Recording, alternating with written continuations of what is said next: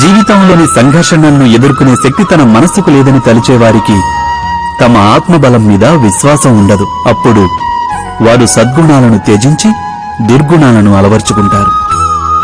యథార్థానికి మనిషి మనసులో ఆత్మవిశ్వాసం లోపించినప్పుడే వాని మనస్సులో దుర్మార్గం జనిస్తుందని గుర్తించాలి.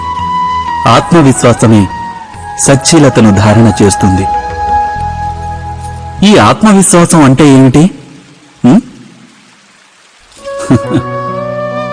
జీవితంలోని సంఘర్షణలు తమను నిర్వీర్యం చేస్తాయని నమ్మేవారు తమ ఆత్మవిశ్వాసాన్ని కోల్పోతారు.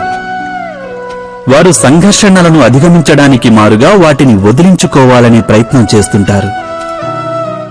అలా కాక సంఘర్షణలు తమను అధిక శక్తివంతం చేస్తాయని విశ్వసిస్తే సరిగ్గా వ్యాయామం వలన దేహశక్తి పెరిగినట్లు ప్రతి ఒక్క సంఘర్షణతో పాటు వారిలో ఉత్తేజం పెరుగుతుంది.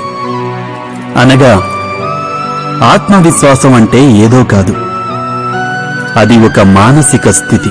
జీవితాన్ని దర్శించే ఒక అద్భుత దర్పణమది.